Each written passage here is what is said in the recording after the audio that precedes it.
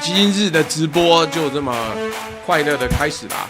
那先跟各位讲，今天的直播内容呢，跟你们平常看到的不一样。我最近打算是，如果有好故事，我就找来跟各位说一说，拓展各位的知识跟各位的方向。所以你说今天要聊外星人吗？不完全是，但是今天要聊的是人类的杀意啊，如同海一般的辽阔，竟然差点毁掉一个宇宙啊。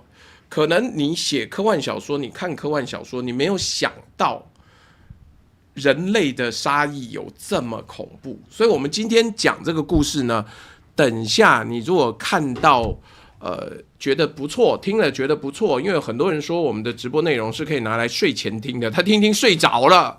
那如果是这样子的话，就请按个赞，抖个内，把它分享出去，好吗？这个美国五角大厦公布的档案目前还不够好，所以我们之后有机会再聊。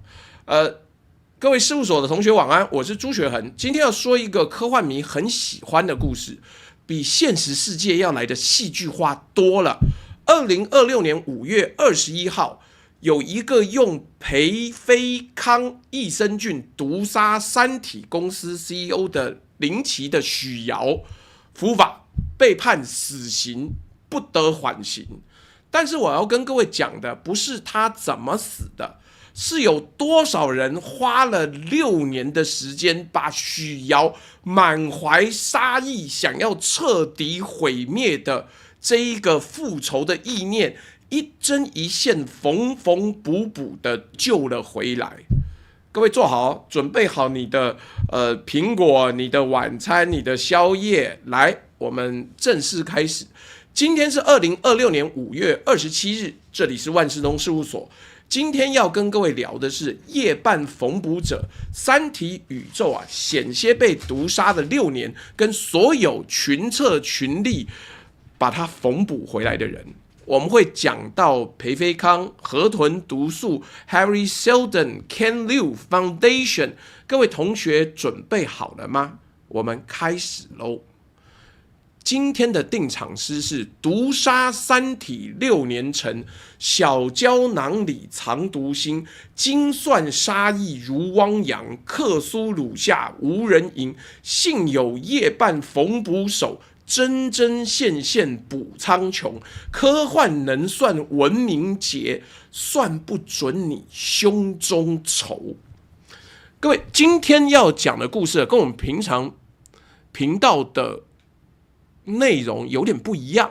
平常我们讲地缘政治，讲台海防卫，讲世界大事，讲能源安全，讲认知作战。今天不是，今天我要跟各位讲的是一个彻头彻尾人性的故事。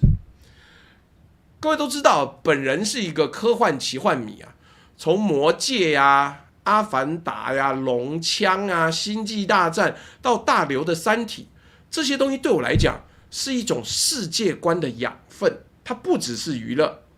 那所以当我听到2026年5月21日这个消息的时候，我心里是真的停了一下。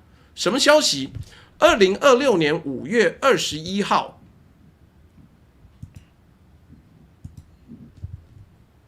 那个用培菲康益生菌毒杀三体 IP 原 CEO 林奇的凶手许瑶，当天在上海被执行了死刑，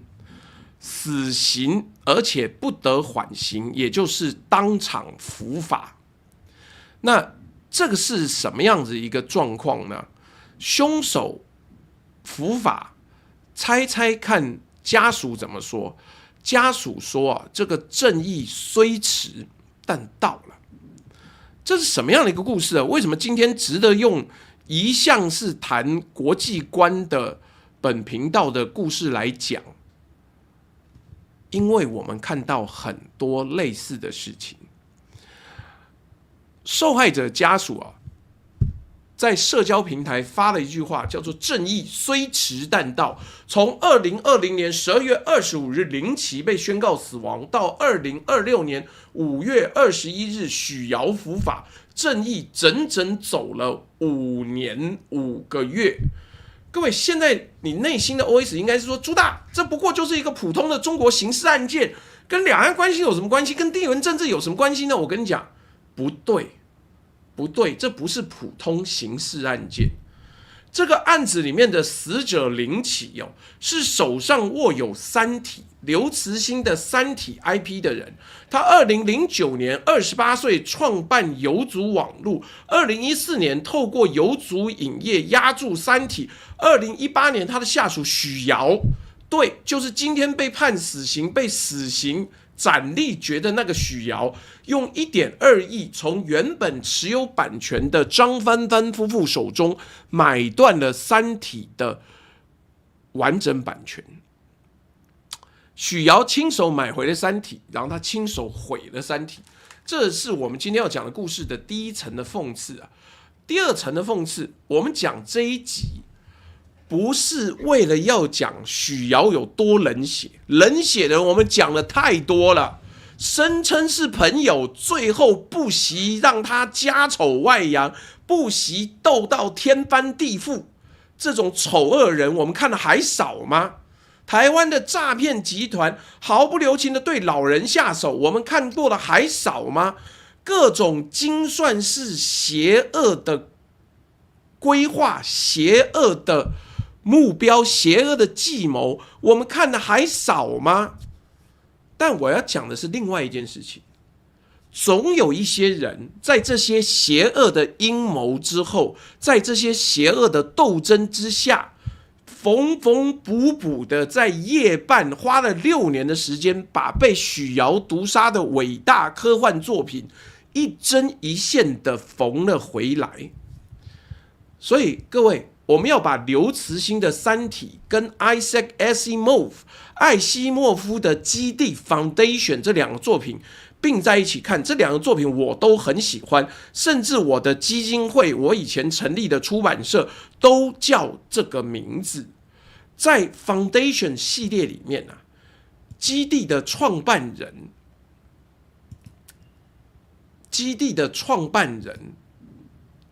花了多少功夫？为了挽救银河帝国，一个人的牺牲与远见，这个人叫做 Harry Seldon， 把银河帝国崩溃后的黑暗时代从3万年缩短到1000年。而现实里，刘慈欣的三体宇宙因为一个人许瑶的精算式毫不留情的仇恨，铺天盖地的克苏鲁式的复仇，差点被中断了6年。一个故事是我用牺牲缩短全人类的黑暗，一个是我用杀意延长宇宙的黑暗。对称吗？非常对称，但是一个阳，一个阴，一个黑，一个白，你没办法想象，有救赎的人类，也有完全不留情的黑暗者。但这集真正的主角不是许瑶，是那些夜半缝缝补补的人们。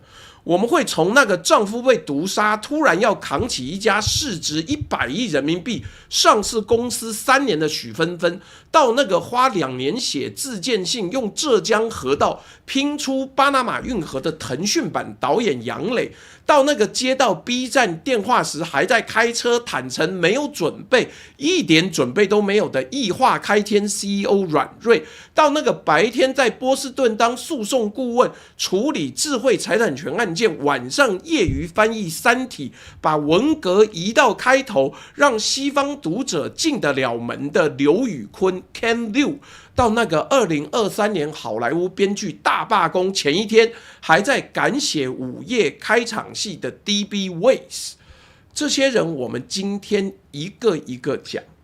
我今天想要用这一集跟各位科幻迷致敬，也跟某一位我今天没办法透露姓名的人致敬。我想跟那些在黑暗森林之外的另一种光，没有这些人无法照亮人类社会的黑暗。科幻能够预测文明的兴衰，但预测不了你胸口滔滔江海般的仇恨。但科幻迷的修补本能是人性的另一面，这也是真相的另一个方向。来，我们先讲我个人最喜欢的 Asimov， 这是 Isaac Asimov 的基地 Foundation 系列。那这个作品的故事在讲什么？我先跟各位讲。1941年8月1号，你把故事一路拉到了85年前，那一天呢，21岁的 Asimov，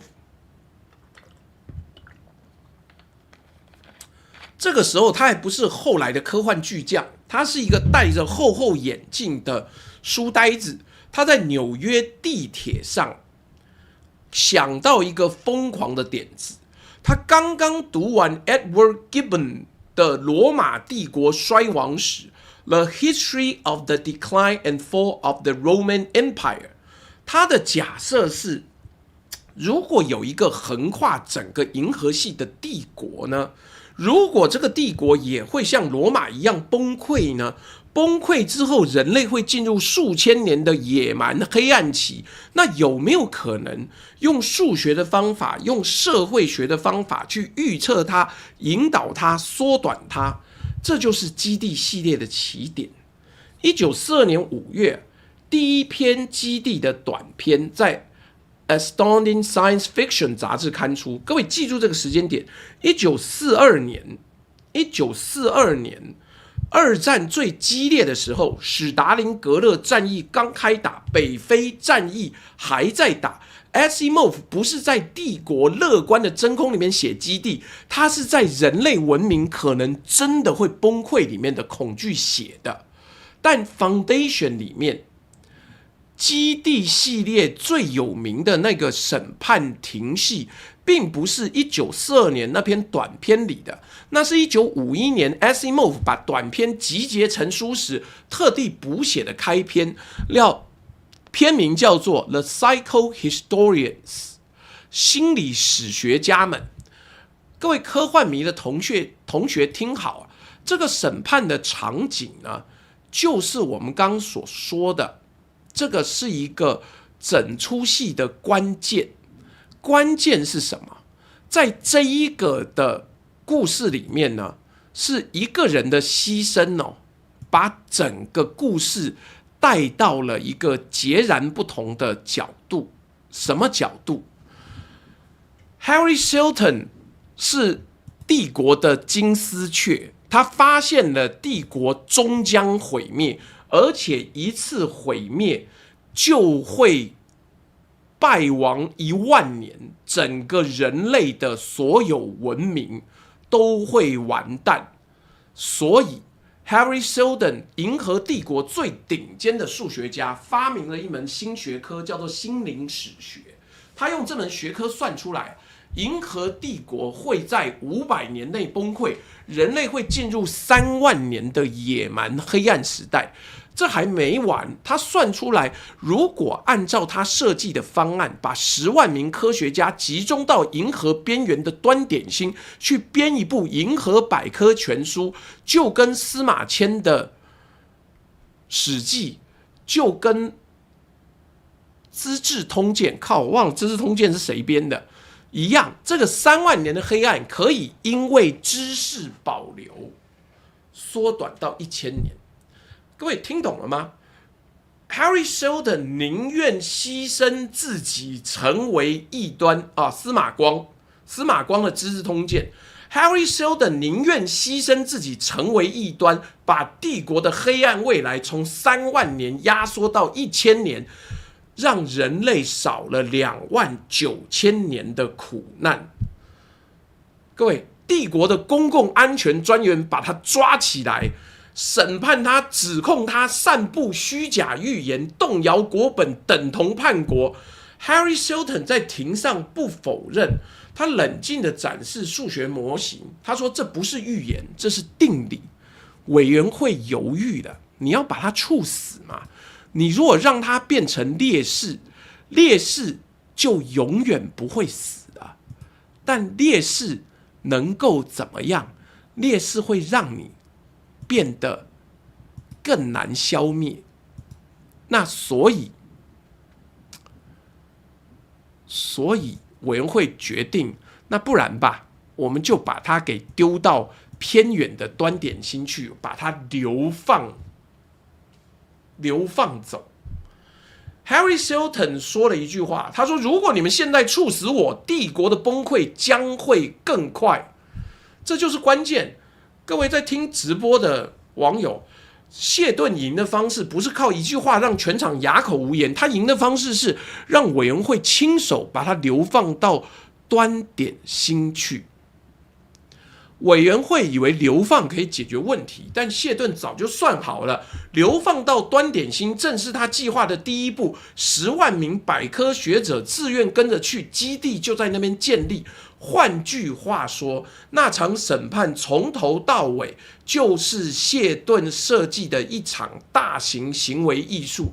整个帝国以为自己在审判他，其实是他在审判整个帝国。这就是基地系列的精神，一个人用一场精心设计的牺牲跟公开的演说，换取整个文明少受29000年的苦，这就是等价交换。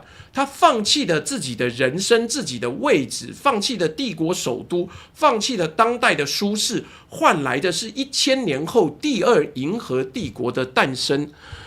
各位同学，把这个故事先放在脑海里，因为接下来我们要讲的是一个反向版本的故事，也是一个人，也是一场精心策划，也是一场改变了宇宙命运的行为艺术。但这个人不叫哈里谢顿，这个人叫做许尧。他没有把人类文明的黑暗时代缩短29000年，他差点让刘慈欣三体影视化全面延后了6年。Harry Seldon 用牺牲缩短了人类的黑暗，许尧用杀意延长了宇宙的黑暗。两个律师，对，谢顿不是律师，但许尧是。两个读过大量书的高智商个体做了2件镜像对应的事。而刘慈欣这位1963年生于北京，被 Gibbons 不对，是被刘宇昆所说的 Asimov 是中国读者最多的科幻作家所影响的中国作家，他承认过，我只是艾西莫夫面前的一个小学生。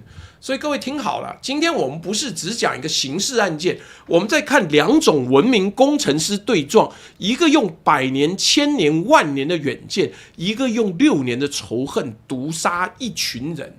这就是真相，商人带是清醒。刘慈欣还是工程师呢。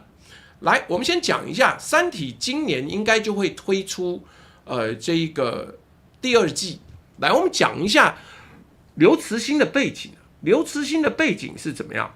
他是1963年生于北京，很多人不知道，他不是书香世家，不是科幻迷出身，不是文学院毕业，他是一个山西娘子关发电厂的计算机工程师。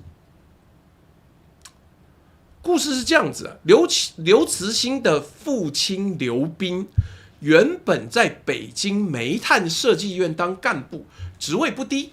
1966年文化大革命爆发，刘家受到牵连。什么牵连？主流的说法是他父亲有一位伯父兄长早年加入过国民党军队，在文革那个年代，这就是历史问题。整个家庭被从北京下放到山西阳泉，父亲从干部变成矿工，母亲当小学教师。那一年刘慈欣才3岁。阳泉那个地方啊，文革期间是武斗重灾区啊，干他们是真的打啊。他们是真的打真的杀呀，枪声、批斗、流血。刘慈欣的父母觉得太危险，把4岁的他送回河南罗山农村，由祖父母养大。各位在听直播的同学，把这个画面记住：一个4岁的孩子住在河南罗山的池塘边。1970年4月25日，刘慈欣7岁那一天晚上，他站在罗山村前的池塘边，天上忽然出现一颗会动的小星星。那不是星星啊，那是中国第一颗人造卫星，叫做东方红1号。以及它的观测群，也就是和卫星一起进入太空的火箭第3级推进动力。他可能不知道，多年以后，中华民国的阴谋家们会把这个说成有飞弹袭击、有飞弹警报，但没关系，你想象一下那个画面。黄土高原上有一个7岁的小孩站在农村的池塘边，看着人类自己造的东西，有史以来第一次在中国的天空上从夜空上面划过去。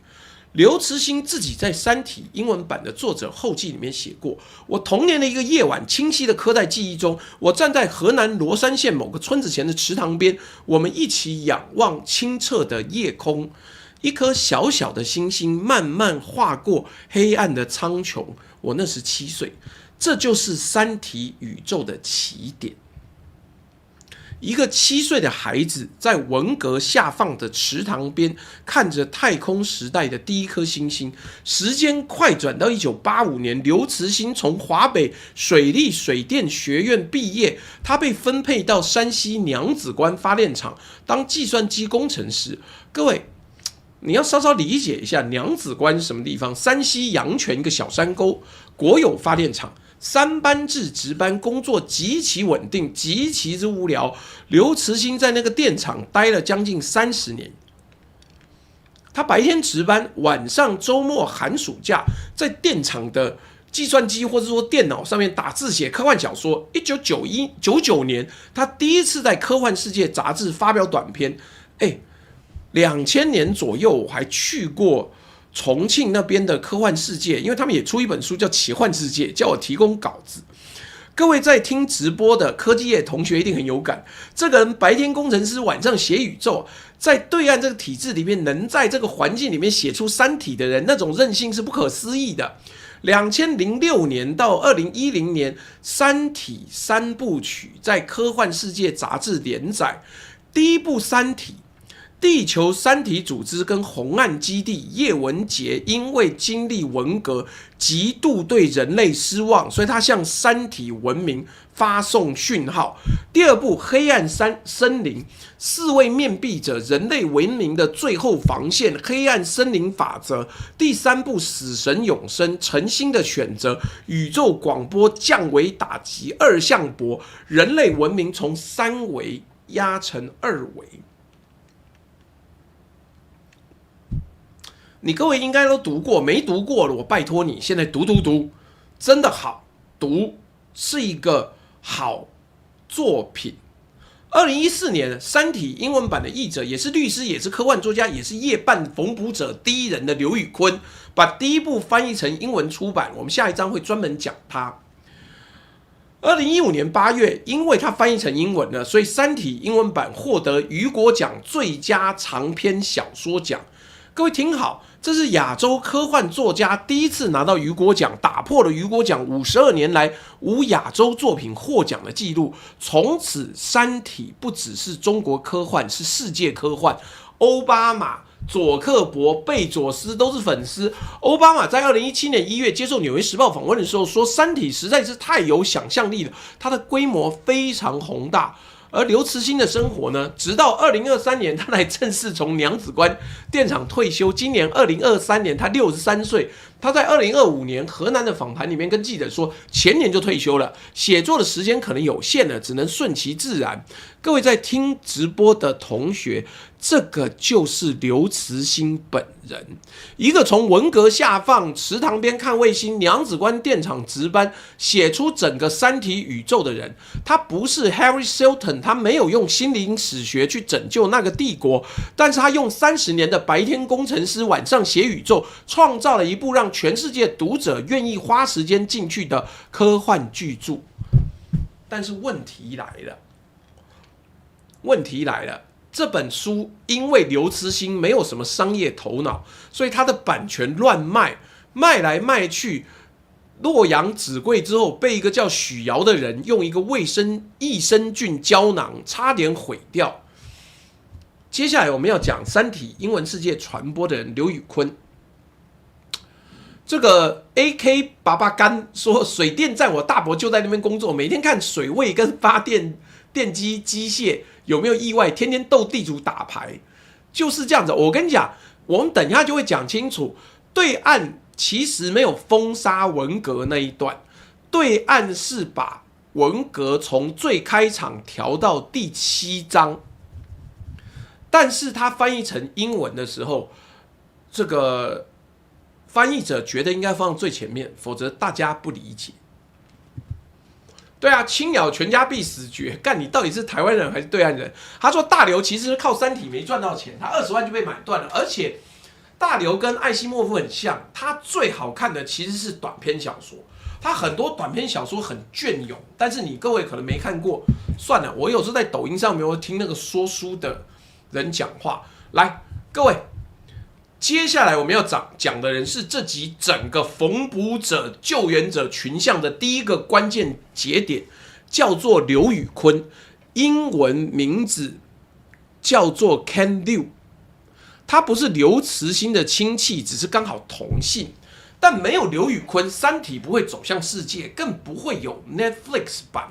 我也有《三体》的实体书啊，什么了不起，大家都买啊。故事是这样的。刘宇昆1976年出生于中国甘肃兰州，8岁那年呢，他跟着父母移民美国。各位在听直播的同学，猜猜看，这个8岁的中国小孩到了美国之后，选了什么样子的人生路线？答案是哈佛大学主修英国文学跟法学，他副修计算机。各位听到没有？Ken Liu 把英国文学加法律加计算机3条完全不同的轨道，他全踩了一遍。毕业之后，他先去微软当软体工程师，然后辞职去读哈佛法学院。对，他是哈佛法学院毕业的，然后在波士顿的一家律师事务所工作。他做的不是一般律师事务，他专门处理知识产权的案件，就是 intellectual property。各位先记住这个讽刺。一个处理 IP 案件的律师，后来去翻译了一个被谋杀的 IP。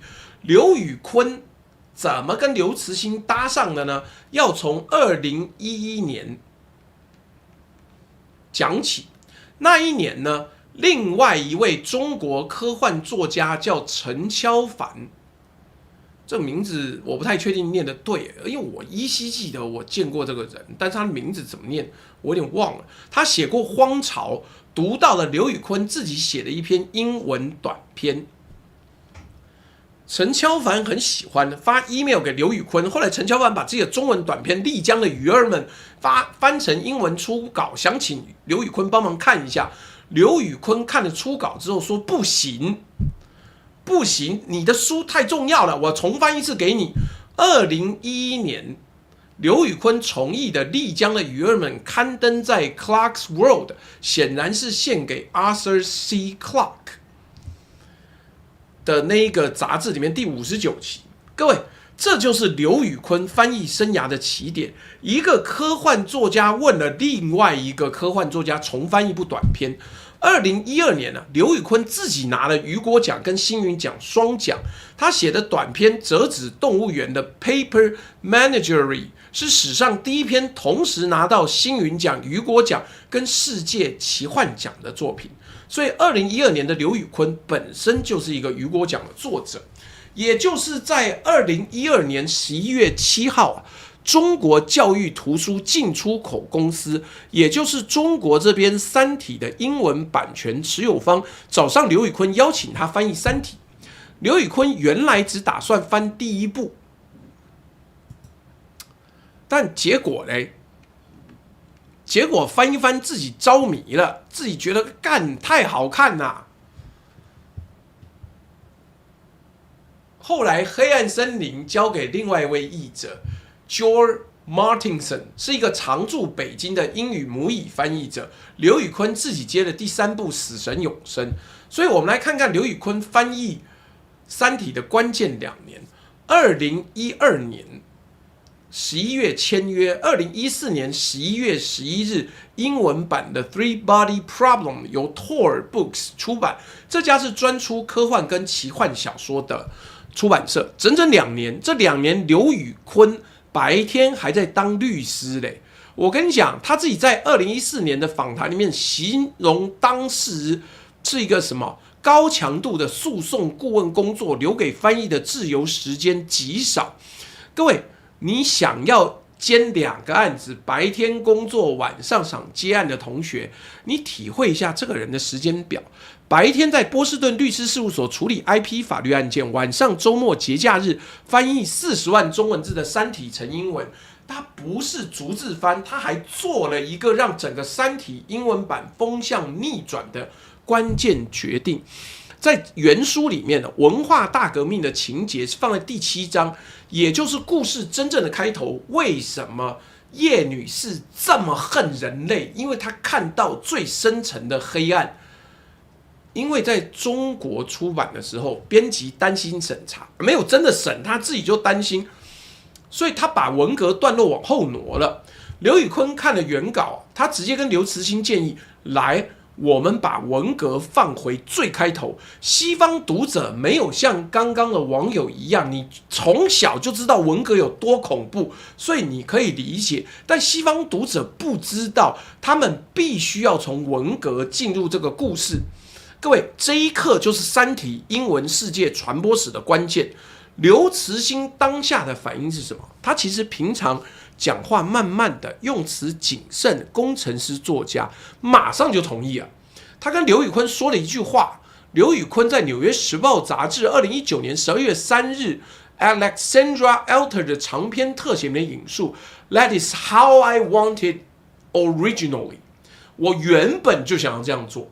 刘慈欣自己后来解释，文化大革命之所以出现，是因为他对情节至关重要，主角必须要对人性有彻底的绝望，才会决定把人类出卖给外星人，因为他觉得人类没有救了，我他妈没有任何的希望，我就在这边跟你拼个鱼死网破，我们用100年甚至1000年的时间毁灭这个低贱下流的物种。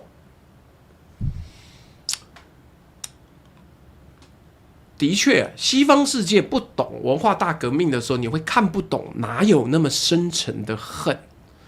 所以这一个决定呢，影响之后所有外文版的开场。日文版早川书房2019年 ，Netflix 版2024年都是从文革开场。如果没有刘宇昆这一个建议，西方读者打开《三体》第一页看到的是奈米科学家汪淼在做实验。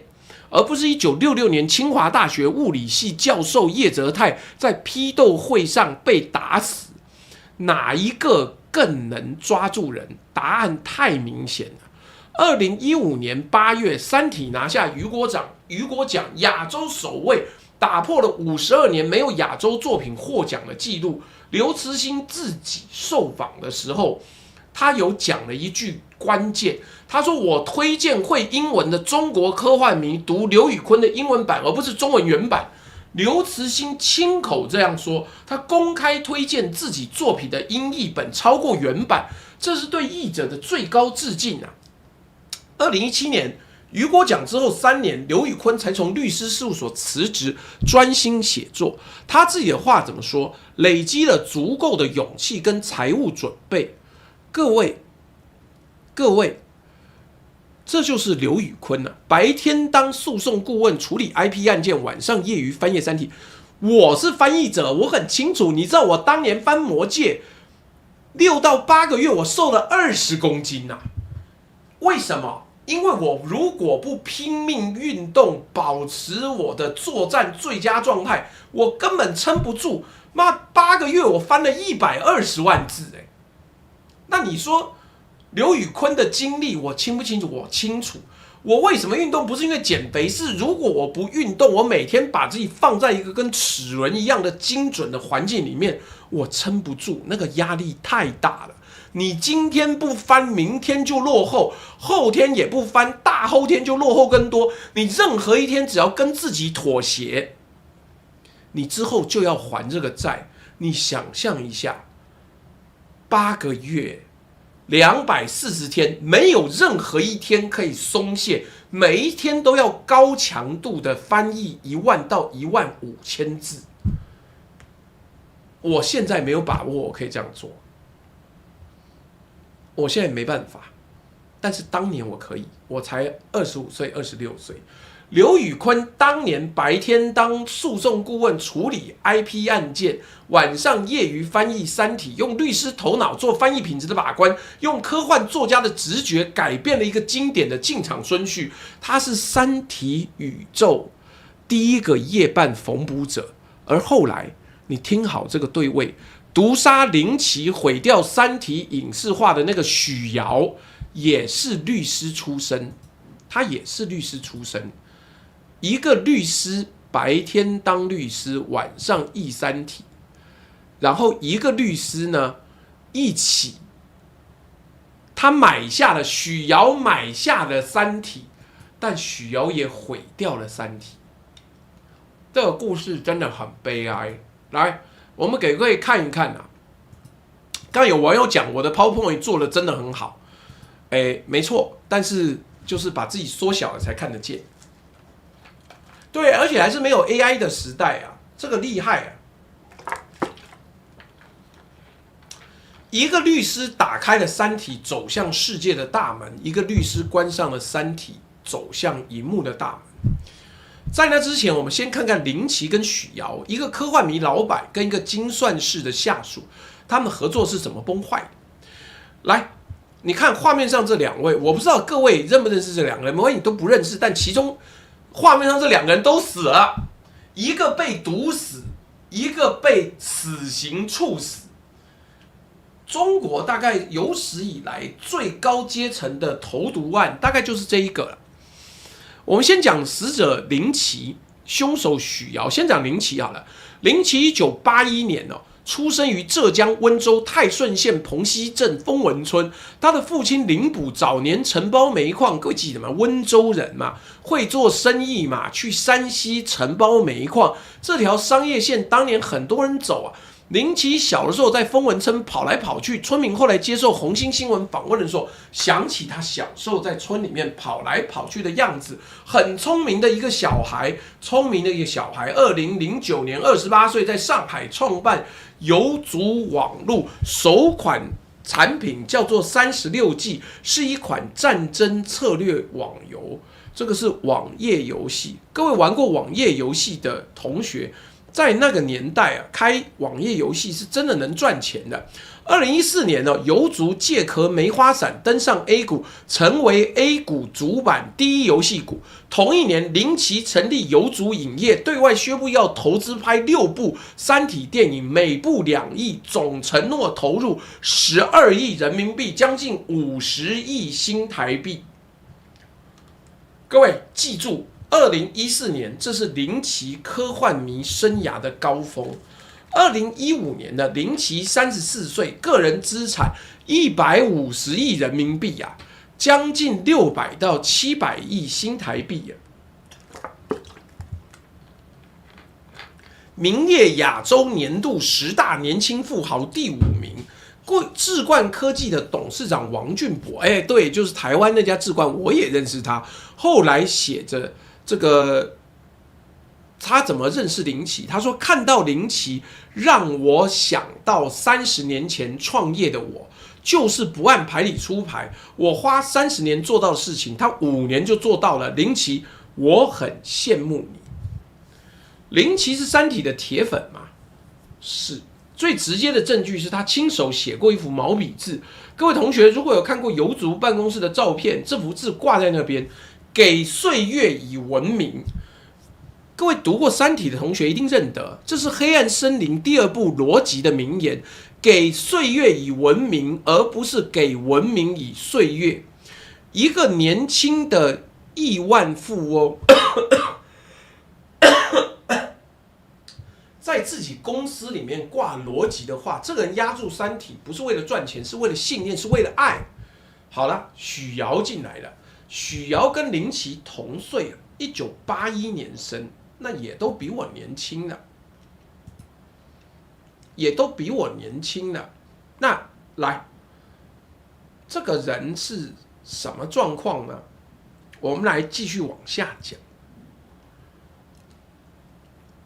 许瑶的履历是精英版的林奇，西南政法大学本科，2段海外法学硕士，法国加美国，在国际律师事务所杜威路博的香港办公室的职业律师。2010年加入复兴集团，做到总经理助理。2017年，复兴集团好像就是那个卖 BNT 疫苗的那一个公司。2017年，许瑶离开复兴，加入正在押注三体的游族网络。2018年，林奇成立上海三体宇宙文化发展有限公司，许瑶出任 CEO。各位在听直播的同学注意啊！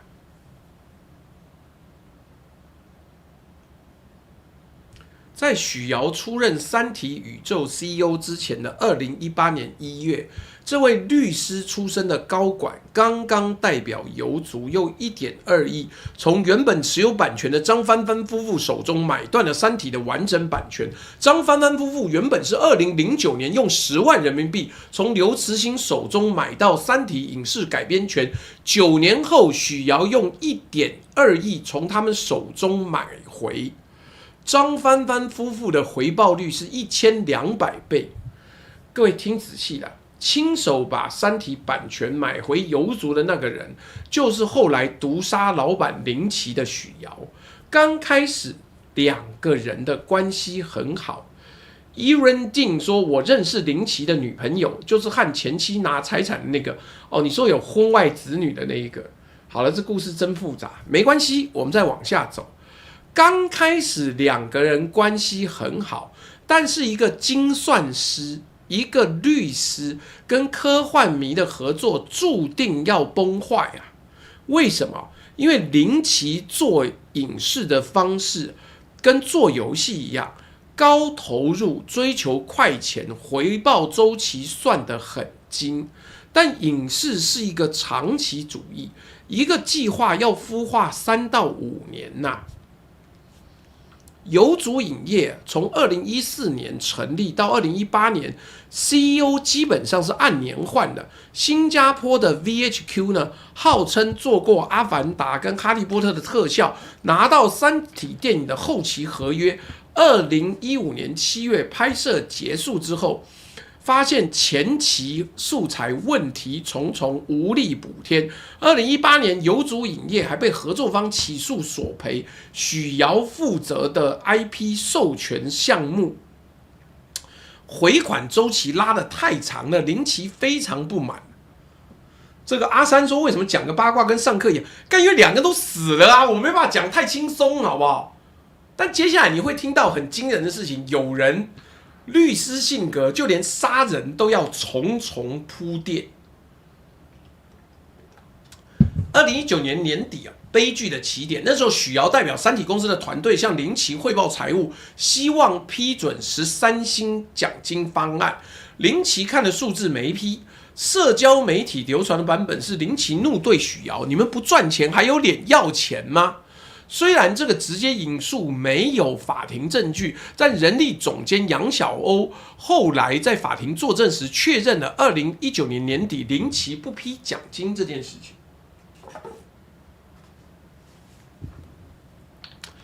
员工最后有拿到钱，但公司有一个特效团队呢，在春节前被整个裁掉。许尧头上那一顶达摩克里斯之剑哦，将星萧权开除，从那个时候开始落下。为什么落下呢？因为他已经被看穿了，他已经被看穿了。看穿怎么样？来注意我后面的这一张简报，我们讲清楚。2019年底，林奇对三体公司的财务不满，不批13星的奖金。然后到了2020年3月到4月，许尧的薪资开始下滑，从年薪约2000万人民币降到400万人民币，都他妈很多啊！但是许尧觉得不开心。2020年呢，5月到6月，游族集团把三体公司的公章大印 U 盾，就是那个 U 盘能够发钱的 U 盘，财务权限全部都收回。2020年8月，林奇已经要求物色接替许尧的人选。2020年9月1号 ，Netflix 对外宣布三体的合作计划。对外公布的执行人是赵继龙跟林奇本人，没有许尧。2020年10月中，赵宇尧被内部放到接权的位置。2020年11月，林奇催促赵宇尧尽快入职。2020年12月15日，林奇要求赵宇尧跟许尧正式谈离职跟补偿。各位有没有看到那个关键节点？9月1号 ，Netflix 对外公布的执行人没有许尧。那一刻，许尧的精算式报复就已经启动了。实际上，他在5月7号就开始搜索毒素资料，也就是许尧在自己这边缘化的第一个信号，薪资下滑刚刚出现的时候，就已经在规划杀人了。各位，你想？这很奇怪啊！林奇已经看穿了许尧就是一个坏胚子，为什么不直接开除？这就是这个悲剧的 What if？ 林奇用的是渐进式的边缘化，降薪削权，找接班人，慢慢逼退。他大概没有想过，一个高学历、高薪的经理人会直接他妈动手杀人。林奇可能低估了一件事啊。精算式的仇恨不是情绪，是一套逻辑。逻辑是什么？只要我利益受损，不管是不是你的错，你就罪该万死。这就是许尧的逻辑。而林奇的科幻迷脑袋，可能还停留在给岁月以文明的人类光明面。我们接下来要进入这部悲剧最沉重的一段——许尧的执行。林奇是真实的人，他真的死了。他儿女3个还没有成年。我们讲这一段是出于对死者的尊重，而且 Netflix 不但有第2季，还会有第3季，把它拍到完为止。至于各位听起来怎么越来越像某个基金会，纯属巧合。人类的历史呢，总是有很多很多的巧合，不管是怎么样子的布局，不管是怎么样的协同作战，都是有。而且很恐怖哦，各位，这是我们要进入克苏鲁般汪洋一样的杀意。来，林奇是一个真实存在的人，他有妻子，有3个未成年的孩子，他在39岁的年纪被一个益生菌胶囊毒死。我们讲这一段不是要用耸动，而是要看清楚人性就是有这么邪恶，精算式的杀意到底长什么样子。看清楚，看清楚，就是有人会不甘心啊！不管你过得多好，就是有人不甘心，会出来杀人，会出来杀死你的名誉，会出来开记者会，就是有这种人。我们讲这一段，你如果觉得有什么很熟悉的东西，那你自己想象，跟我无关。我们要跟各位分析清楚。精算式的杀意到底长什么样子？许尧从2020年5月7日开始在网络上搜寻毒物资料，那一天距离他被林奇降薪只有不到1个月，距离他正式毒杀老板还有7个月。他开始研究的不是普通的毒药，是鹅膏毒肽，就是那个鹅膏散、毒蘑菇里面的致命成分，还有河豚毒素，毒性是氰化物的几百倍，氯化甲基汞，重金属会慢性累积。5月下旬，他在上海虹桥机场附近租了一个冷藏仓库。各位，香港媒体的传言说是上海青浦的制毒工厂，不对。法院跟经济观察报李维敖的调查确认是虹桥机场附近的仓库，也就是从国外订来的，就直接进这个仓库。他做了什么？他做了什么 ？Hearing Link 没错，刚查完大概的案情，现实果然比小说更离奇。来，我这边要讲。许瑶伪造印章，他伪造了苏州大学医学部跟某生物技术公司的印章跟证明函。他在日本设立了一家商贸公司，专门用于买卖、运输有毒化学品。他注册了超过160个手机号码，用来分散身份。2020年10月到11月，许瑶透过专业的生物医学采购平台和网购，不是暗网哦，是合法的采购管道，买下了一系列毒物。完整的清单哦，我念给各位听，这就是经典的现实比小说更离奇的故事。他买了什么东西？他买了河豚毒素、阿法鹅膏毒肽、氯化甲基汞、4乙基铅、佛语酰胺、百草枯。百草枯就是那个除草剂呀，喝下去之后神仙难救，你会死，只是要拖几天死而已。各位这些名字大家都听过，这是化学课本里面的剧毒物啊，比那个什么鹤顶红、什么一丈青都要。一丈红都要来毒多了，这一个你大概都听过，这是化学课本里面的剧毒，有多毒就有多毒。然后许瑶开始在仓库里面实验，警方后来在仓库里面发现了流浪猫狗的尸体，他陷入流浪，先用流浪动物试毒。这里我只能克制的说一句，他光是毒害这些流浪猫狗跟解剖就持续了好几个月。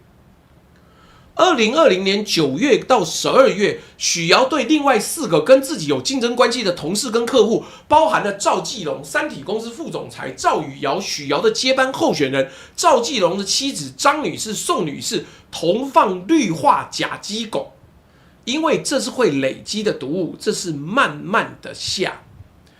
然后投毒载体是什么？办公室里的常见物品，半胶囊咖啡。格兰菲迪威 （Glenfiddich） 威士忌、雀巢矿泉水，这4个人都中毒了。血液里测到较高的汞含量，但是都幸存了。他把主菜留给林奇。2020年12月14日到15日，许瑶带着事先制备好的掺有河豚毒素跟阿法鹅膏毒肽的培菲康益生菌胶囊，3度进出油竹19楼的餐厅，药盒、药瓶上后来都检出许瑶的痕迹。12月16号星期三，林奇照常上班，中午他在公司跟多位高管合作一起聚餐，这顿饭后来警方逐项比对，只有林奇这个人吃下的培菲康益生菌是他单独服用的，全面都是其他人一起吃的。下午2点左右，秘书把咖啡、矿泉水2粒培菲康送进林奇办公室。林奇吃下来几个小时之后，他的手指跟嘴唇开始发麻，然后呕吐。他被送到上海嘉惠医院，情况快速恶化，转到上海华山医院，这是上海处理急性中毒最顶尖的医院。医生做的所有检查都显示，他正在多器官衰竭。林奇进医院的第2天，2020年12月17号下午5点，警方接到报案，医院在诊疗时发现病患疑似中毒，分析跟调查非常神速。但是2020年12月18号晚上6点40分，许瑶被刑事拘留，但林奇撑不住了，这个东西实在太毒。这个地方有一个小小的极为残忍的细节。12月23号，一张微信群的截图刷爆了朋友圈。林奇被人透过成年普洱投毒，脑死，已经成为植物人。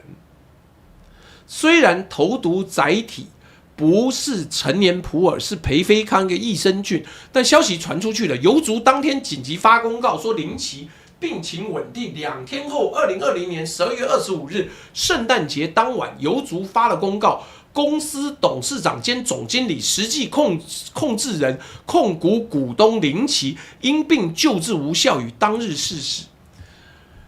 林奇39岁啊，有3个未成年的孩子。各位在听直播的各位，这就是像克苏鲁小说里面一样汪洋一般的杀意啊！不是愤怒，不是冲动，不是失控，是一个有法律专业背景的高智商个体，用了整整7个月，跨了2国3国，准备一场精密可控的零口供策略的谋杀。许瑶自己在庭上的辩解，我不知道你相不相信啊？他说他购买毒物是为了自杀，后来研究毒物是变成癖好。从头到尾零口供，拒不画押，拒不认罪。他自己是律师，法律专业告诉他，零口供是死刑案件最有效的抗辩姿态。但他也低估了一件事情，警方查到的物理证据实在太完整了。药盒上的指纹，19楼的餐厅监视器，侯桥仓库的化学品，伪造的印章了160个手机号码。各位同学，我们把这个现实世界的杀意跟刘慈欣写的《黑暗森林法则》并列一下。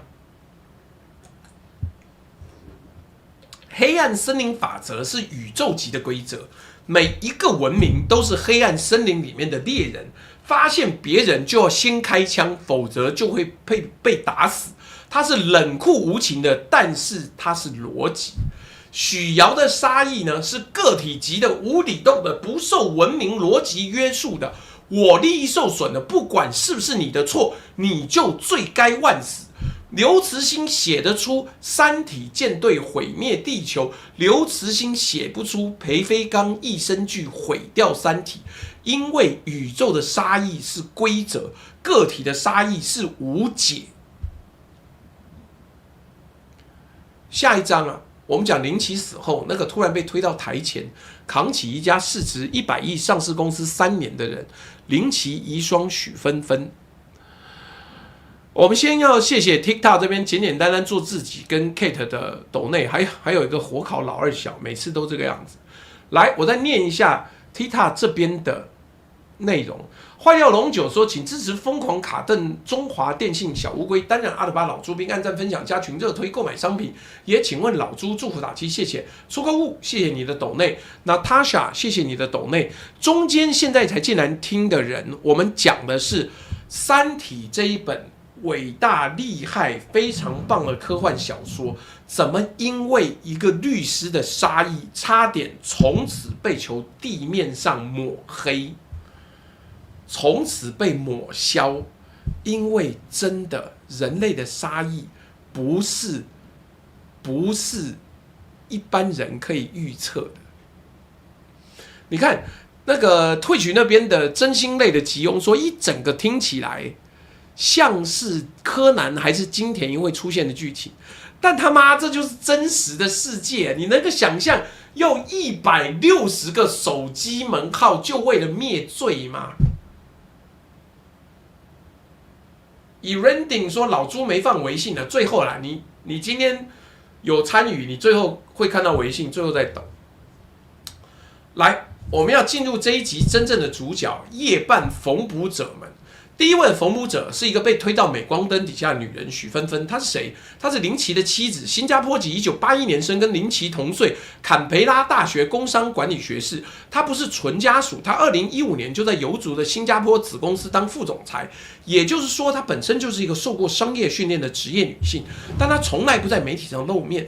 林奇生前极度对家庭低调，连她的存在多少人知道都是谜。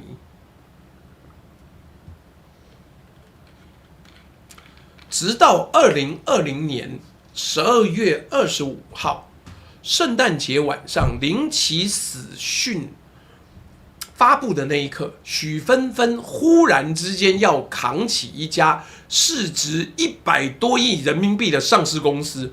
接下来我们用一个时间轴带各位看看他的3年生死局，他忽然之间要想办法扛下这件事情。为什么说是3年生死局因为遗产很多，但是接下来还有一家公司你忽然之间，因为你老公被一个莫名其妙的神经病花了1整年7个月的时间把他给杀了，把他4个同学都下毒，4个同事都下慢性毒，对他的主管下了致死毒，你要怎么办？你要怎么办？没办法，没办法。那接下来发生什么事情？许纷纷突然要扛起一家市值100多亿人民币的上市公司2021年1月11日，邮族公告林奇生前未订立遗嘱，他持有了23.99%的股份，价值近29亿人民币，有3个未成年子女共同继承，子女分别叫林黎、林瑞景、林小溪。许纷纷作为法定监护人，成为邮族网络的实际控制人。这个转折大到什么程度？一个从来没抛头露面过的妻子突然要去管一家上市公司，面对股价，面对证监会，面对媒体，面对林奇生前的合作伙伴跟员工，他刚接手12个小时之后，2021年1月12日，微博博主糖醋个里基公开挑战林奇有一个非婚生子叫做林正清，母亲要求做亲子鉴定，要求维护孩子的合法继承权，质疑邮族虚假披露。来了，所有的八卦都到齐了。私生子争遗产，豪门恩怨，这套剧情如果是 TVB 演的，已经够写10集连续剧许纷纷的回应没有撕破脸，他公开表示，如果亲子关系确定，愿意将其纳入遗产分配。各位，许纷纷刚失去丈夫，刚接手一家100亿公司，刚刚被告知有个非婚生子要分他儿子的钱，他选择缝补，不选择断，不选择鱼死网破。2021年，许纷纷正式接任邮族网络的董事长，陈芳接任总经理。接下来是3年的生死局。有人顶说认识他小儿子的女朋友，可以去看一下。这里没办法给你们放照片，说小儿子的妈妈超美。好啦，但你看，这真是把所有的八卦都集合了。豪门争产，有私生子忽然间死了。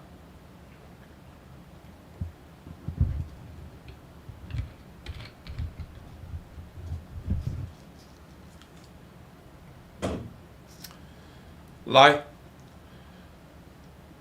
更特别的是，林奇23.99%的股份始终没有完成过户。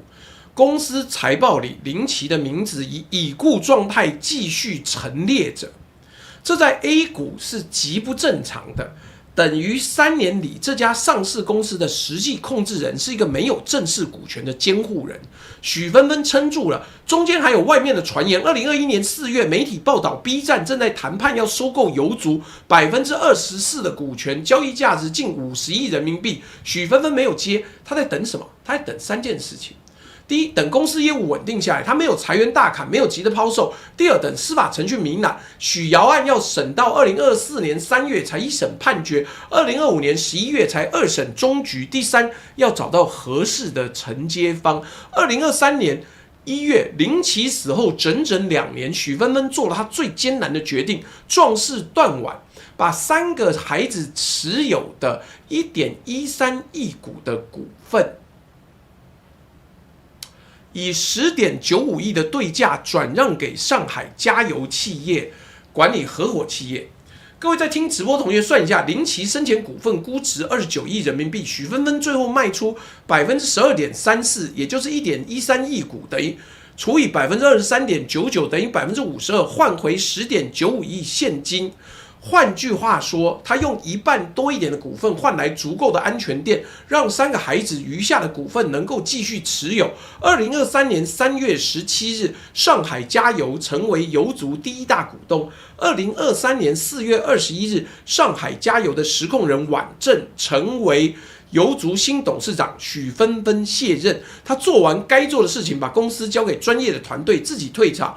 3年内，从39岁的丈夫被毒杀，到29亿的遗产，到私生子的增产风暴，上市公司的治理，170公里外的法院攻防，这个40岁出头的女人，把这个烂摊子撑到了相对软着陆。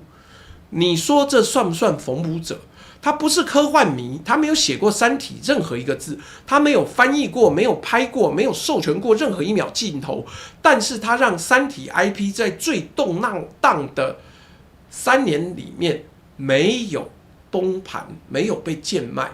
如果他当年第1周就接受了 B 站那个50亿的收购，三体 IP 会被打散，油族影业会被建制并入别的公司 ，Netflix 第2季的合作未必能继续。但她保留了丈夫的遗愿，她没让三体 IP 在许瑶之后的真空期里面被猎食者撕得粉碎。这就是夜半缝补者的第1个形态，撑住框架，等专业团队上来。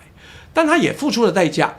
最新的数据是2025年11月的报道，创始人被毒杀5年，油族网路仍在生死线徘徊，怒砸10亿用 AI 续命，油族还在挣扎。缝补不是复活，缝补只是让死亡的影响不蔓延。下一个 chapter， 我们去看一个比许芬芬更具体的缝补现场——腾讯版《三体》的电视剧7年补天。来，刚才那个网友讲说，这个为什么这么缜密的犯罪呢？可以这么快就找出来？我跟你讲，这个东西，身为曾经去过北监的小弟我呢，可以跟各位讲得很清楚，是因为现在的当代科学办案没有那么准，没错，但是人会杀人，都是有极端的情绪状况。所以对于警察来讲，他要做的调查，实际上就是走关系、走关联。所以换句话说，许瑶的问题不是败露，是大家都知道他是最有关系、最可疑的人，这才抓得到。所以是动机 （motivation） 泄露了你，不是犯案的过程。不然他光是手机办了160个，租了2间仓库，公司开到日本去，怎么会那么快24小时之内就被抓？因为大家都知道你有动机，只有他有动机，所以上海的警方赚到。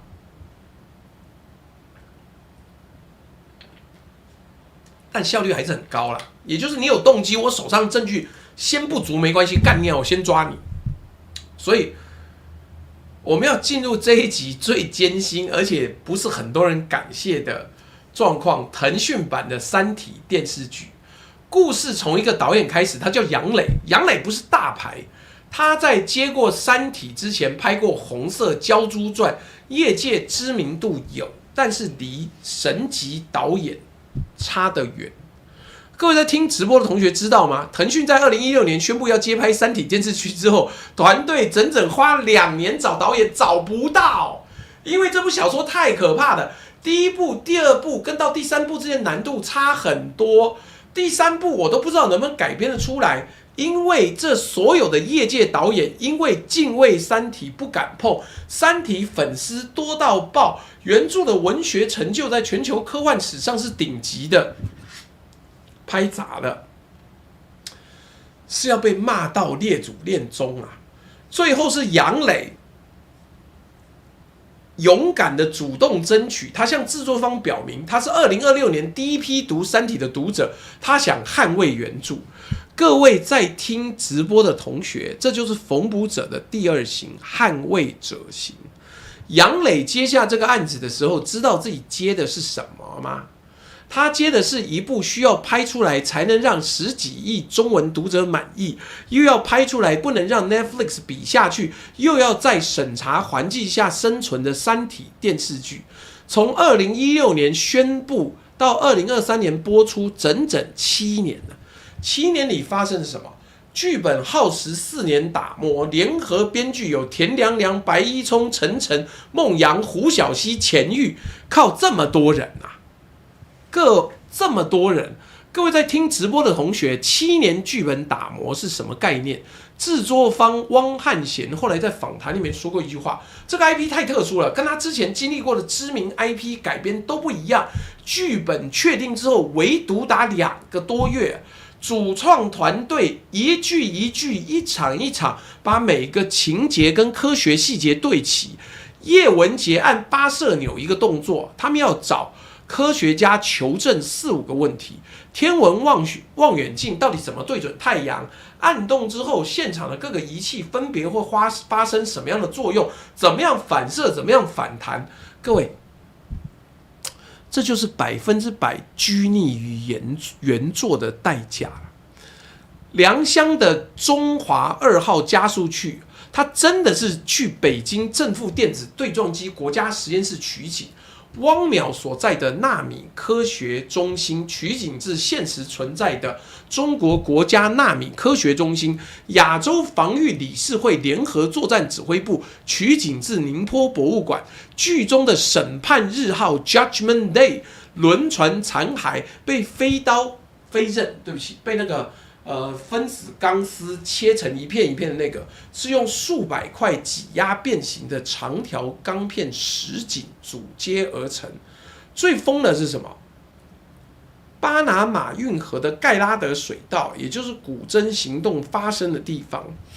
他本来要去巴拿马取景的，疫情没办法去，所以他们用浙江各地的河道、树林取景拼接而成。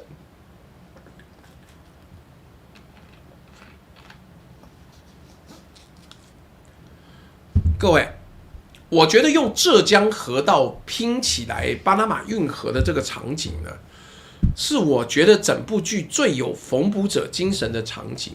拍摄的足迹呢，到宁波、横店、北京、黑龙江、黑河，因为要下大雪，超过270个景。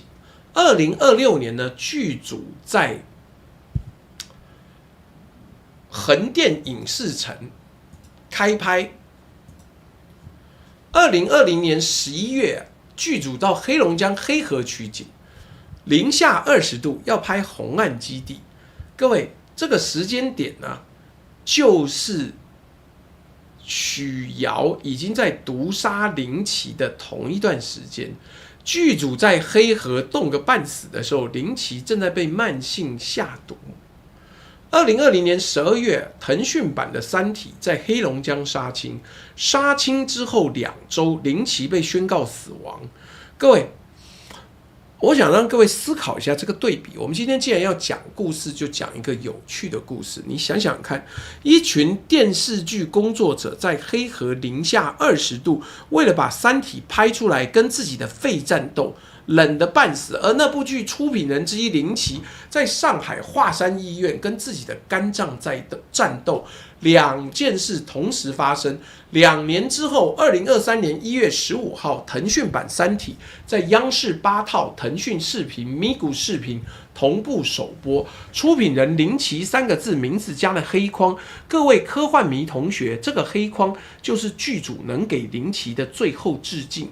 主演阵容呢？张鲁一饰演汪淼，于和伟饰演史强。于和伟演的那个援军明日即将到达，到现在还没有上映呢。于和伟接受人民网访问时说：“我本身很喜欢看科幻类作品，100个人眼里会有100个史强。”陈瑾饰演叶文洁，还有王子文、林永健、李小冉、王传君、何杜鹃。播出之后呢，豆瓣给8.7分，腾讯视频给9.1分，咪咕视频给9.4分 ，IMDB 给到7.9，这分数很好啊。纽约时报的专文标题写的是什么？一部中国剧集改编科幻小说比 Netflix 先登上荧幕。各位在听直播的同学，这就是杨磊跟整个腾讯版主创团队的7年补天呐，他们就是花了这么多的时间，慢慢的一个一个补起来。你看多么辛苦，多么艰困。那但是故事没有这么简单就结束了。这个刘建一说王传君很会演，鬼话桃符说王子文演得好，你们两个要不要去打一架？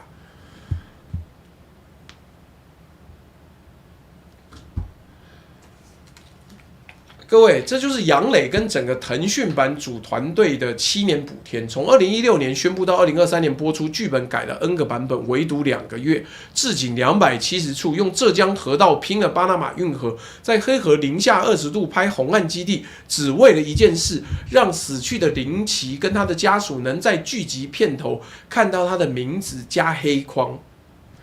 缝补者的第2型叫做捍卫者。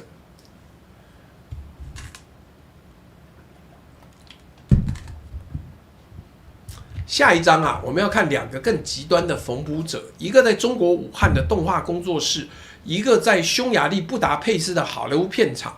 阮瑞接到电话做哔哩哔哩的动画版的时候，还在开车。DB Weiss 也就是《权力游戏》的主创，在编剧大罢工前一天，还在赶写午夜开场戏。两端的缝补者一起把《三体》推向2个半球的荧幕。各位，接下来要进入下一个段落了。下一个段落是什么呢？这个就是一个很大的冒险了。为什么是冒险？因为没有人确定这个冒险会不会成功。来，这个一边是中国武汉的动画工作室，一边是匈牙利布达佩斯的好莱坞片场，两种风格完全不一样，但是做的是同一件事情，他把《三体》推向荧幕。先讲中国这边，异化开天 ，B 站的合作伙伴 CEO 叫阮瑞。他们很努力了，但是 B 站的动画版被干到飞天。来，也就是有人好心，但是做不好，没关系，他还是努力的。那异化开天是 B 站的合作伙伴 ，CEO 叫做阮瑞。阮瑞自己后来在36课的访谈里面回忆，他是2018年6月接到 B 站的电话邀请合作的。他的原话是说，真的比较突然，没有准备，一点准备都没有。各位在听直播的同学啊，我希望你停下来体会一下 ，B 站在打电话来的时候，阮瑞正在开车，对面跟他讲说，我们想跟你合作做三体动画。阮瑞当时的反应是忐忑，他心里知道这个东西做不好就会被三体粉丝骂到坟墓里面。后来的确被骂到坟里面去了。那几次内部讨论之后，他做了决定。他的原话是：作为中国动画人，能将这部探讨宇宙与文明的巨著更加普世化，将其科幻内核展示给更多普通人，也是我们能够试一试能做到的事情。各位，试一试能做到的事情，这是中国动画人接《三体》时候的姿态，不是我们做得到，是试一试，伸手垫脚尖试试看。导演找的是林明浩，光合社动画创办人，之前参与过《玲珑》。制作组原本想出3种拍摄计划，最终围绕的就是有动作场景的那些黑暗森林古筝行动、面壁者计划、破壁人。制作的辛苦动画师是手 K 关键帧也就是他是用手描赛璐珞版的状态来做，这是非常传统的做法，跟皮克斯的动态捕捉根本不在一个技术级别上面。2022年12月3号原定上线，但是11月30号江泽民去世，中国全国哀悼，动画延期1周。2022年12月10号，《三体》动画在 B 站正式开播，首日2集连播，打破了 B 站在线观看人数记录。但是，豆瓣的评分呢，从 7.0 一路滑落到 4.9， 再滑落到4分各位科幻迷的同学如果看过就知道为什么，因为人物建模粗糙，改编生硬，叶文洁的形象颠覆，让原著的粉丝不能接受。他最强的大概就是邓紫棋唱的主题曲好了 ，B 站官方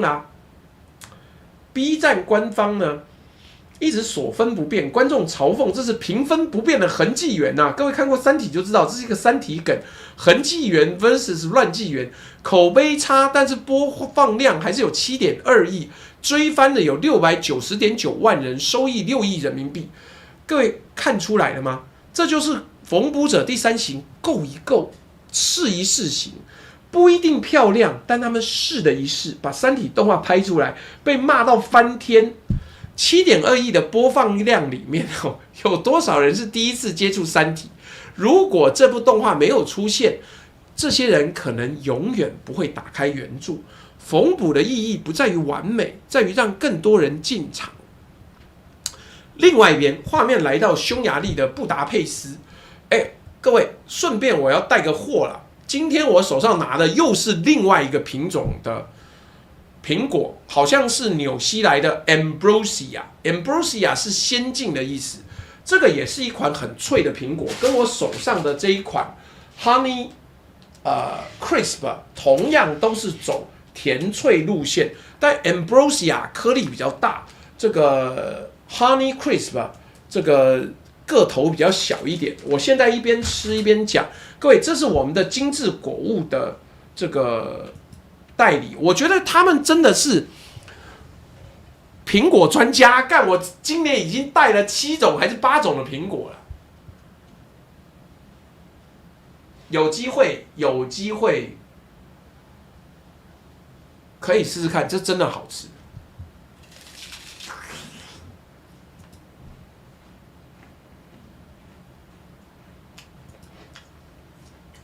而且它比较甜。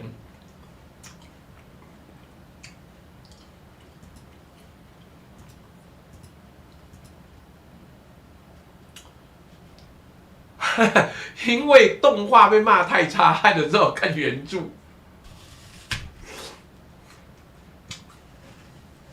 另一边啊，匈牙利的 Budapest Netflix 版的《Three Body Problem》三体问题的3位主创 David Benioff、D.B. Weiss、Alexander Wu， 各位都认识。前2个就是《权力游戏》的2位主创 Game of Thrones。因为第8季烂尾，被全球观众骂到埋到坑里去了。我不是骗你的，《权力的游戏》第8季最后2集我有影片，但是我到现在不想看，因为觉得很烂。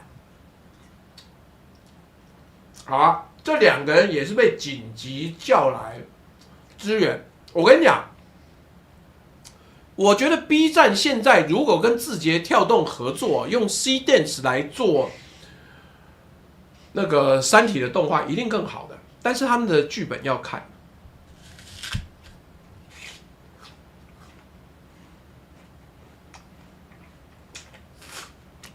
好了 ，D.B. Weiss 怎么讲？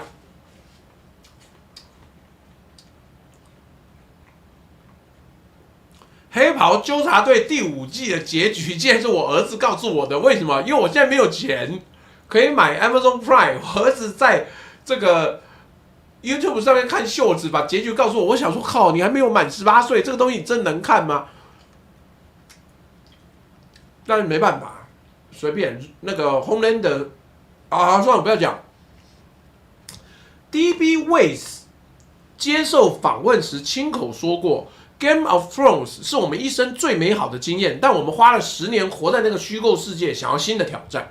新的挑战是什么？是改编一部几乎不可能改编的小说《三体》3部曲啊，在不同国家、不同年代、不同角色之间跳转，主角之间几乎没有互动。原来刘慈欣写的就不是很好改，因为他没有考虑到影剧写法。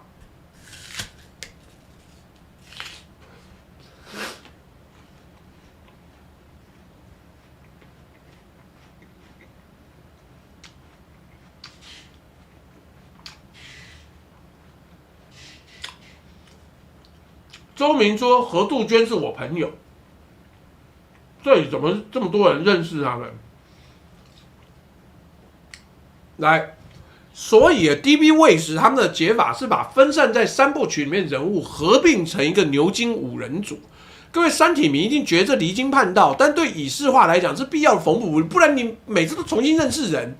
制作周期呢是9个月内走完英国、西班牙、联合国纽约总部、佛罗里达、卡纳维尔角，然后他把《权力游戏》的旧班底配乐 Ramin Djawadi 他做了一件事，刻意避免引用那个小提琴哒哒哒哒哒哒哒哒哒。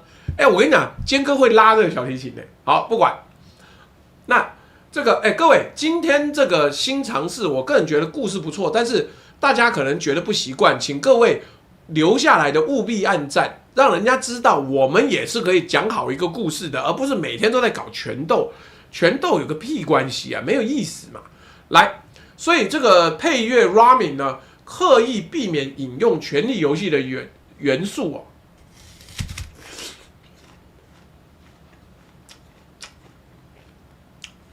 用摩斯密码的节奏编织配乐，主题是沟通与隔绝。前2集导演是曾国祥，对，就是《少年的女人》那一位香港新生代导演。第2季加入了拍《Battle of the Bastards》拿艾美奖的 Miguel Sapochnik， 就是那个《权力游戏》里面那个私生子之战。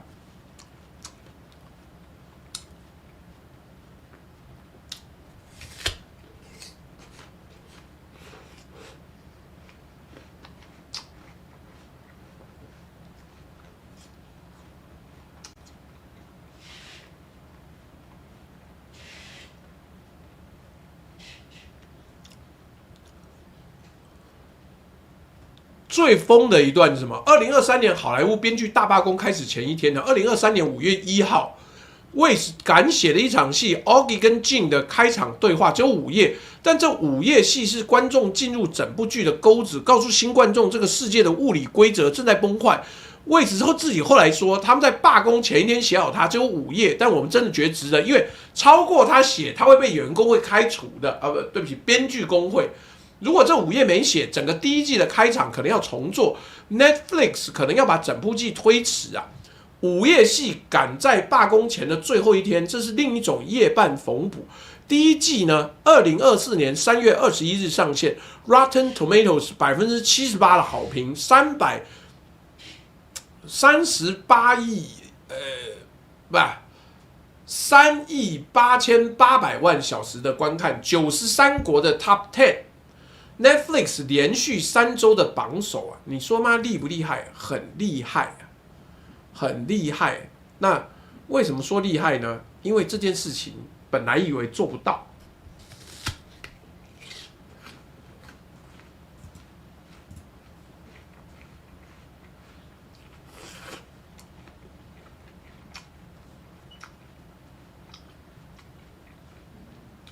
周明说。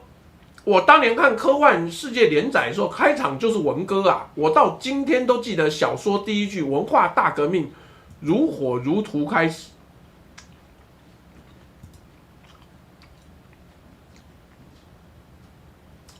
哎呦，这个真的，我觉得是把它拉到最前面是改得好啊。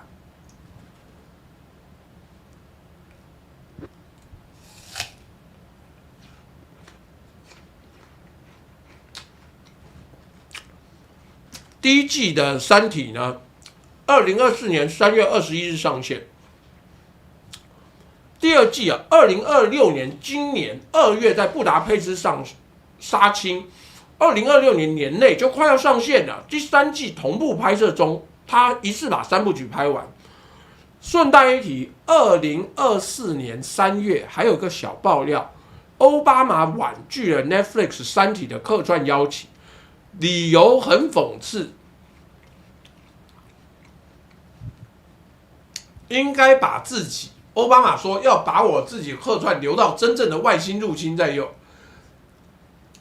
各位科幻迷啊，这就是2个半球的缝补者，一边是阮瑞够一够能做到是不尽完美 ，B 站动画虽然被骂，但有7.2亿人看过；一边是 Benioff 跟 Weiss 把权力游戏的烂尾阴影带到三体，但93国 Top 10， 缝补的方式可以不一样，但是都有人在背后努力。接下来要进到一个经典的对比了，什么对比呢？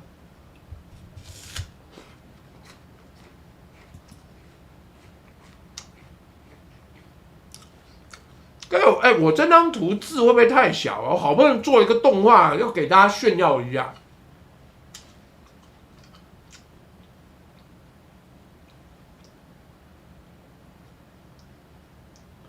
哦，你觉得不会太小是不是？因为我自己没办法判断那个字体大小。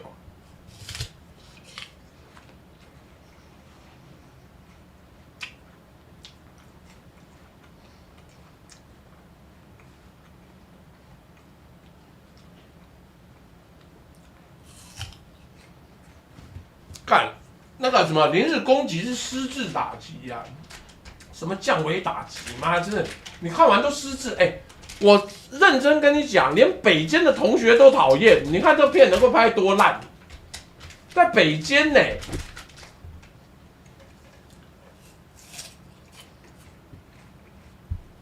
好了，电脑看很清楚，但手机看可能就不好意思了，请大家见谅。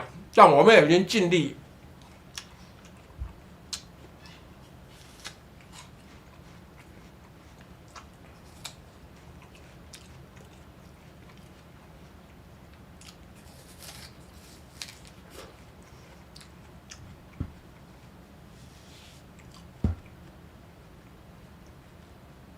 什么？零日攻击还要拍剧场版？干老师嘞！妈，我宁愿看僵尸道长，好不好？看零日攻击嘞，干你不僵尸片啊？你不如说解放军通通变成僵尸来攻击台湾算了。来，我们把整集的故事拉到最高点。我说过，今天就是说一个故事，你不要再期待我要看什么政治斗争。有很多时候有好故事，我们就要讲给各位听。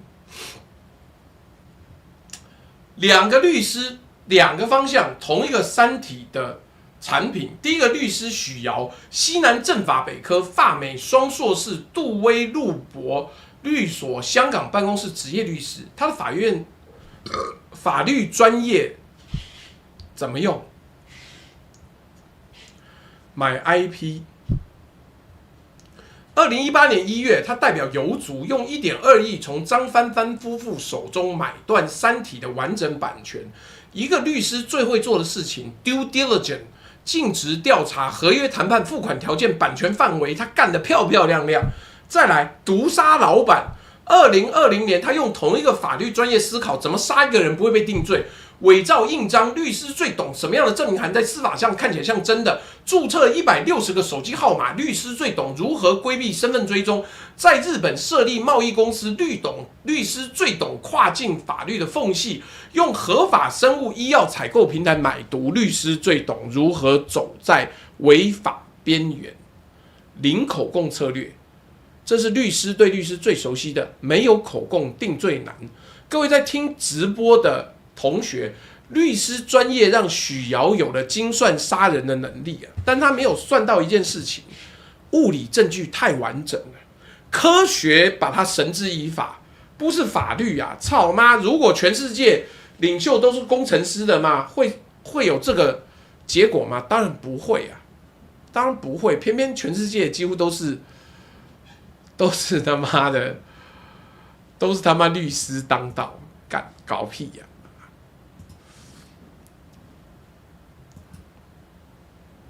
所以干忘了关掉我自己这个可爱的小脸脸。好，这个要继续跟各位讲，因为物理证据太清楚了，他又有动机，19楼的监视器、耀和的指纹、虹桥仓库的化学品、伪造印章、160个手机号码、零口供，他从来不供任何的话，就任何访谈、任何调查，他都闭嘴，没有口供，但是物证链闭合。法庭2审裁定的原文是一组8个极致的修辞暴力，精心策划、预谋犯罪且犯意坚决，作案动机卑劣，犯罪情节特别恶劣，犯罪手段残忍，犯罪后果特别严重，社会影响恶劣，人身危险性极大，社会危害性极高。各位听到没有？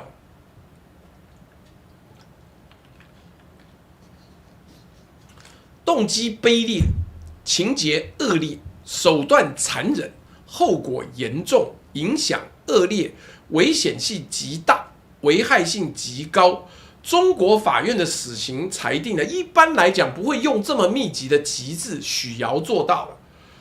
他背后还有故事，我今天就不要多讲了。干，他还在监狱里面假装救人，假装收买人家，然后影响那个什么自杀的人，说叫他不要自杀。那干他什么都演了，都是被人家拆穿，真的很恐怖，好不好？2026年5月21日，他在上海被执行死刑。第二个律师呢是刘宇昆 Ken Liu， 哈佛主修英国文学加法学加副修计算机，波士顿律师事务所职业律师，主攻智慧财产权案件。他的法律专业怎么用？保护 IP， 白天在律师事务所帮客户处理商标版权、跨国授权合约，翻译 IP， 晚上周末节假日把三体翻译成英文。各位在听直播的同学，律师专业跟翻译这件事情看起来不相关，对吧？但有一件事是 IP 律师最在行，也是刘宇昆翻译三体时做的关键动作——文化缓冲处理。文革一到开头啊，是 IP 律师对跨境授权内容的本能反应。你要把这个产品交付到一个市场，你必须先让对方能够进场。文革对中国读者来说，这个是背景知识，对美国读者来说是必要的开场。刘宇昆的律师训练让他理解，这不是中语原著的问题，是跨境授权成功与否的问题。而刘慈欣的回应是什么？他说：“这原本就是我想做的。”各位听好，这个律师的翻译决定呢，改变了《三体》未来的发展，而且也让这个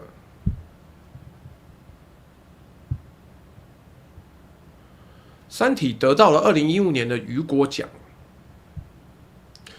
刚刚网友讲说，江泽民跟胡锦涛两个领导人好像都是理科男的，李强是不是也是理科男的？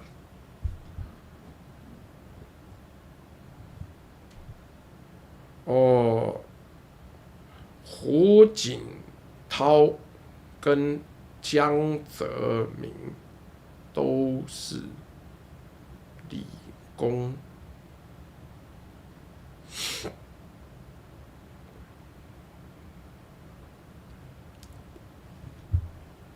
习近平也是理科男，勉强啦，但是他后来跑去读法呀。哦，好，等一下啊，不好意思，我在想别集的内容。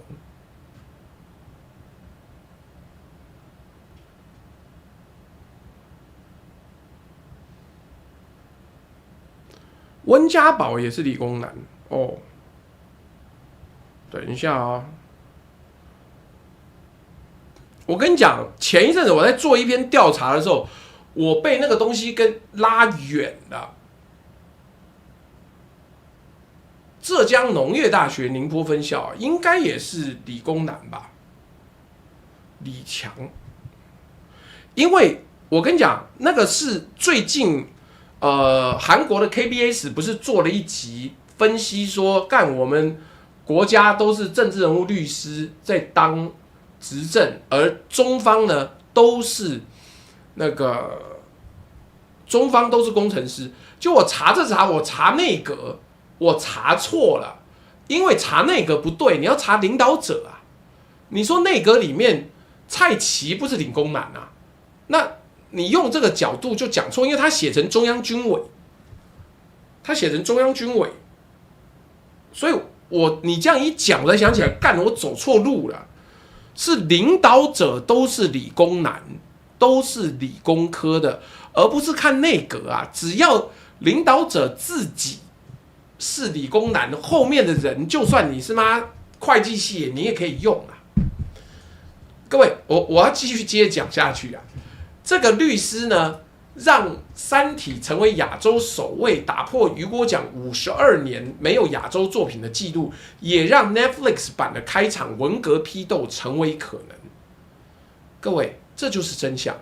同样读过法律，同样理性，同样冷静，同样是律师，同样面对三体 IP， 一个用法律精算杀意，一个用法律精算文化缓冲。许瑶亲手把三体版权买回邮族，2018年1月，刘宇昆亲手把三体翻译到雨果奖，2014年11月到2015年8月，一个律师关上门，一个律师打开门。科幻能算文明的兴衰，算不准你胸口的那个仇恨。但科幻迷的另一面叫做刘宇昆，那个白天当法律顾问，晚上译三体，把文革放回刊头，让全世界读者进得了门的人。下一章是最后面哦。所以我刚讲，我那一集的切入点走文革完全搞错了，是不是现在内阁有多少人是工程师，而是中国有30年工程师治国的历史传统，是直到习近平时代才开始稀释。他妈的，我切错了，难怪我觉得得出来答案一直跟我以为的不一样。怎么他查回来说没有，是韩国 KBS 讲错，中方的内阁其实没有多少理工科的人，干整个要修。谢谢各位。当然，你要去马克思学院，这个我都不反对，但是你本身一时理工科，终身理工科啦，但是改不掉，这是一个思考模式的改变啊。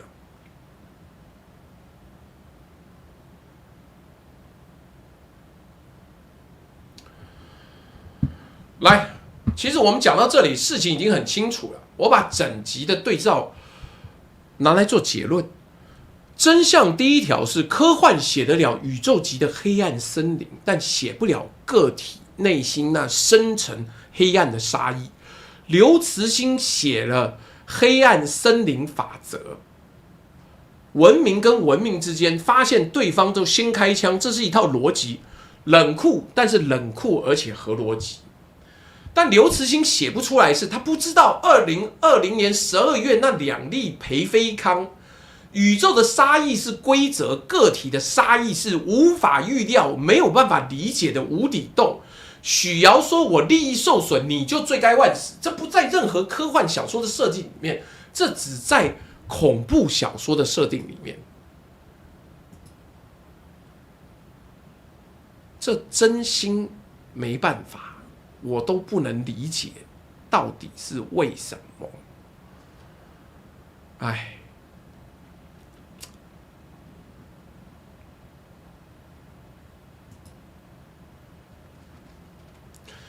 所以呀，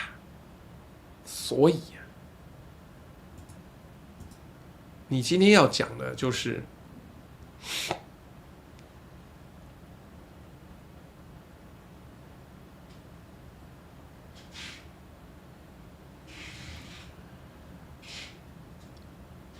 科幻能够预测文明的兴衰啊。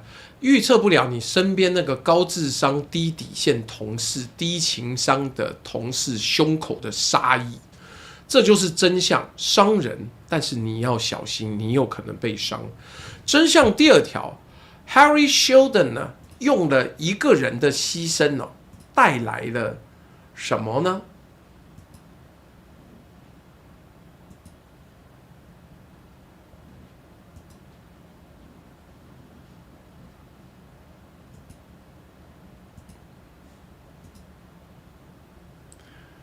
带来了3万年的痛苦减低到1000年，这个是人类的终极牺牲，把银河帝国的黑暗时代缩短了29000年。许瑶用一个人的精算差点让三体宇宙的影视化中断6年。同样是一个人的工程，一个救一个毁。记得我在最开始的时候讲的对位，哈里谢顿在审判庭上用流放换来基地计划的启动，许瑶在审判庭上呢用零口供换来辩护策略的延长，两个人都赢了自己选择的那场战术，但一个赢的是文明少受29000年的苦，一个赢的是多活2年再被执行死刑。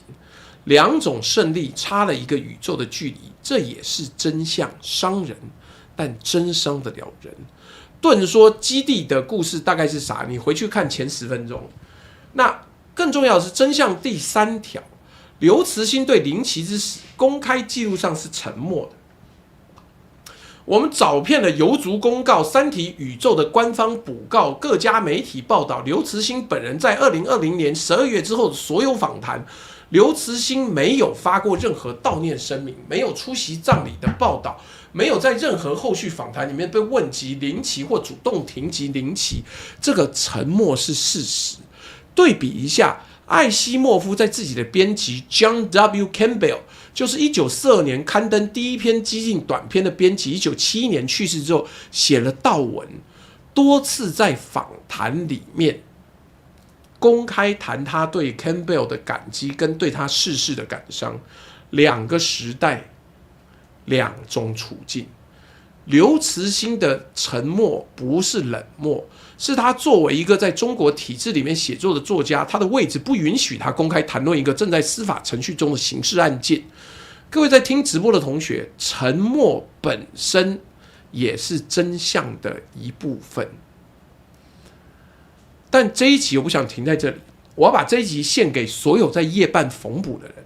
我做这一集的时候，我就知道流量不会太好，同上不会太高，但我觉得这是一个好故事。大家要明白，这个社会有极为深层的恶意跟邪恶，但是也有那些默默的在努力的在拯救的人们。林奇死后撑住一家市值100亿上市公司3年的许芬芬，一个被推到镁光灯下，面对私生子争产风暴，最后壮士断腕，让山体 IP 软着陆的女性，写了自荐信，花了7年补贴，用浙江河道拼了巴拿马运河的杨磊，以及他带的整个腾讯版主创团队，田良良、白一聪、张鲁一、于和伟、陈瑾，接到电话还在开车，坦诚没有准备，一点准备都没有。最后说够一够能做到的事情的异化开天 CEO 以及导演林明浩，片尾曲歌手邓紫棋，在好莱坞编剧大罢工前一天还在赶写午夜戏的 D.B. Weiss 以及 Benioff、Alexander Wu、曾国祥、Miguel Sapochnik， 配乐 Ramin Djawadi。白天当诉讼顾问处理 IP 案件，晚上译三体，把文革移回开头，让亚洲首部作品拿到雨果奖的刘宇昆，以及第2部译者 Joel Martinson， 以及最早写信引荐刘宇昆翻译生涯的陈敲凡，还有那个一直沉默但仍然在2025年河南访谈里面认真讨论 AI 对科幻创作的冲击，继续写作的刘慈欣本人。黑暗森林第2部逻辑说的话叫做给岁月以文明，而不是给文明与岁月。林奇手写了一副毛笔字挂在办公室里面。林奇没有等到他压住的三体电视剧上线那一天，但他压住的东西后面真的有人接住了。腾讯版电视剧豆瓣8.7分 ，Netflix 第1季93国 Top 10，B 站动画7.2亿播放量，小说全球销售量超过3000万册，42种语言，58国，三体宇宙没有死。虽然许瑶从2018年1月从1.2亿把三体买回来，到2020年12月用2粒培菲康把林奇毒死，这段历史是真的存在过。但2026年5月21日许瑶伏法，2026年2月 Netflix 第2季在布达佩斯杀青，2026年内 Netflix 第2季加第3季会陆续上线。正义虽迟，但到。林奇家属发的这句话，不只是说许瑶伏法，也是说我们多等了5年5个月，但三体宇宙还在。各位在听直播的同学，这一集最后我给各位3句话。第一句，科幻预测得了宇宙级的黑暗森林，预测不了一个人胸口的杀意。第2句，刘慈欣写不出裴飞康毁掉三体，但他写出了给岁月以文明，而那些缝补者正在把这些话变成现实。第3句 ，Harry Shilton 用一个人的牺牲缩短了银河帝国的29000年黑暗。许尧用一个人的精算杀意延长了三体的黑暗6年，但人类2种版本都存在过，一个叫牺牲，一个叫杀意。我们选择相信哪一个，决定了我们是谁。真相是，那个用裴飞康毒杀三体 IP 公司原 CEO 的男人，2026年5月21日伏法。那一部他想毁掉的科幻巨著，2026年内 Netflix 第2季上线，他亲手买回来的版权，现在还在那些缝补者手上，继续往前走。真相总是伤人，但真相也包括夜半缝补、接手救援的人，从来不缺。各位科幻迷同学晚安呐！今天的万事通事务所到这边先告一个段落，但是要特别讲一件事情。刚有网友讲说，今天的内容有 PPT 分享吗？我没有意见啦，因为对我来讲，这都是我写出来的内容，把 PPT 给你也没关系，可是没有地方放啊，我没办法给你一个连结，说这个 PPT 在这边，我没法抖啊。那这个要怎么办呢？我也不知道啊。那我不知啦，所以我没有意见。PowerPoint 我觉得做的还不错，但是实际上给你没关系，但我不知道怎么给啊。9NEC 说等等重听前面，朱大晚安。人类也有善意没错，但人类也有杀意。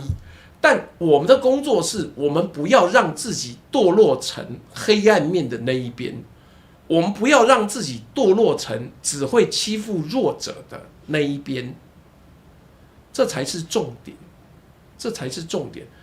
PPT 连结贴在影片说明里啊，我要上传到哪里嘞 ？YT 没有这样的界面嘞，你要我再开另外一个那个连结吗？我不知道，这个好难哦。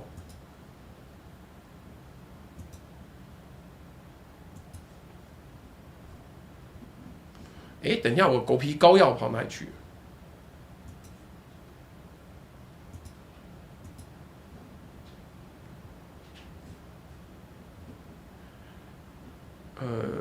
我看一下。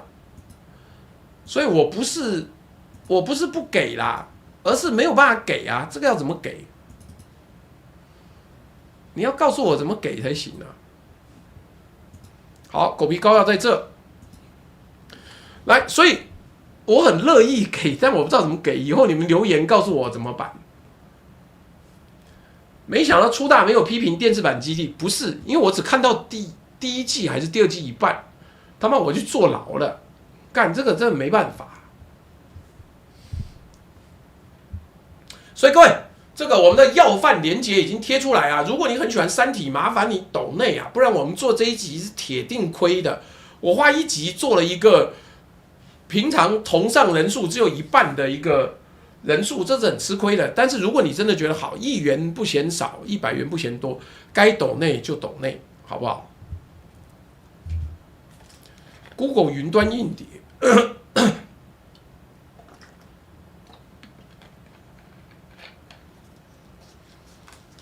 没有，我再想想看，你们再提供一些建议，好不好？那同样的，所以我们今天要讲啊，各位几件事情跟各位报告。第一个，我们的那个超好吃罐头组合就在我们置顶的这个连结，超好吃罐头预购，基本上下个星期就要出货了。所以各位，你现在下单呢，下星期可以寄到重的要死之。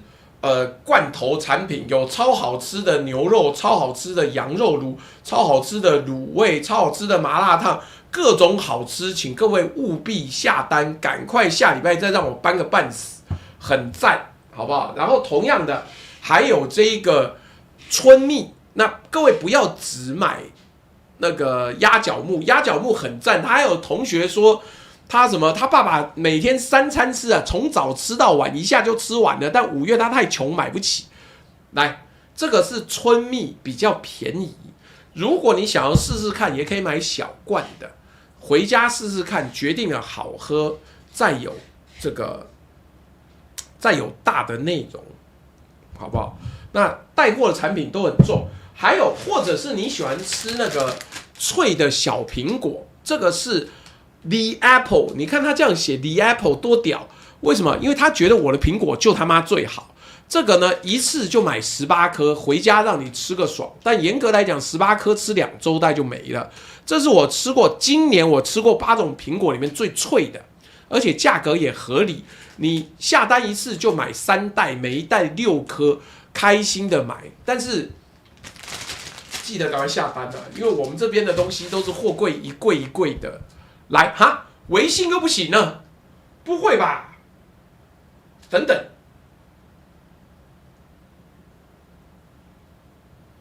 妈的！立刻怎么办？难道又满了吗？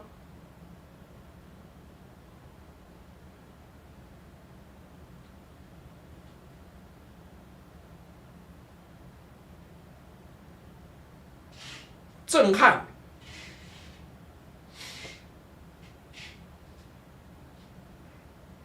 好啦，就支付宝啦。好了，随便啦。干什么节奏好慢？你娘嘞！我讲这个杀人案，你要有节奏多快？我觉得我个人这样讲，我认为腾讯太忠于原著了。有的时候改编就是改编，你不能够死硬忠于原著。那可是他又放不下。那 B 站的那个动画就是超过自己的能力了。如果你超过自己的能力，又用手工赛璐璐那种雕刻的话，这个年代不行。好啦 ，AB 正说微信又不行，我明天再开。什么？这个 K Sharp 说朱璇有没有看最新新闻？大陆支付宝支持美国用户的 PayPal 啦，这可能会方便你收抖内哦。那个 Sharp 说，那个 K Sharp 说腾讯的节奏好慢，他就是什么都想塞进去。但是我跟你讲 ，Apple 版的基地呢，就是他妈什么都 DEI， 干你看主角变个女的，这是有什么特别的可行吗？不，我跟你讲，文化大革命不是所谓的少数掌权，文化大革命是一个集体的疯狂。那这个东西没得讲。它就是一个疯狂的状态。好，有网友抖内绿界，让我去看一下。哦，刚的那个抖内还没讲。乙姨说就怕聪明的脑子干坏事，但我看完《三体》头皮发麻是真的。Mr. 刘建一说开自己的赛道，说不同于大流的故事是主流啦，不是大流。这个我看看啊。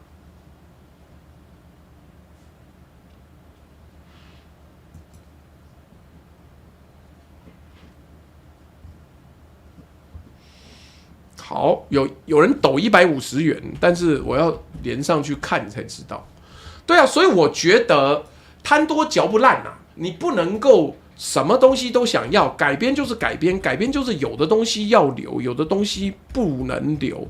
那而且坦白讲，刘慈欣说写这个小说的时候，他本身没有在考虑改编出来好不好看，他把所有他想到的点都弄进去，结果弄进去就产生一个危机啊，就是妈改编不了啊，跟魔戒一样，魔戒当年也说是改编不了，但为什么他还是改？因为有所取舍嘛。来，我看看绿界有没有抖内，我也念一下。这个 RW 力7514说支持朱大，虽然不太看科幻小说，只看过魔戒、哈利波特、权力游戏。好了，谢谢你，而且你昨天好像也抖内的目标加1。哦，不是，那也不是，那是很久以前，5月23号。好了，各位，花花鱼说：“请问朱大，你如何判断股市的投资？整个钱都卡在股市了，朱大怎么看龙虾？”我认为你永远都要保留一些现金呐。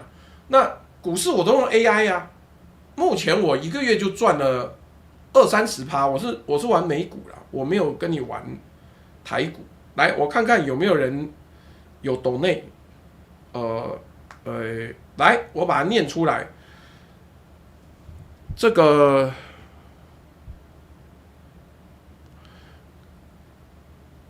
什么情说喜欢今天的内容，希望多做点。腾讯版就是太忠于原著，网飞就 DEI， 其他都不错。我也觉得嘛，什么东西都 DEI， 真的很烦。然后这一位网友是说加油，希望早点能跟光头合体 S 叉 C。来，支付宝看看有没有？今天好像有2笔。来，支付宝，谢谢老客人抖1块钱。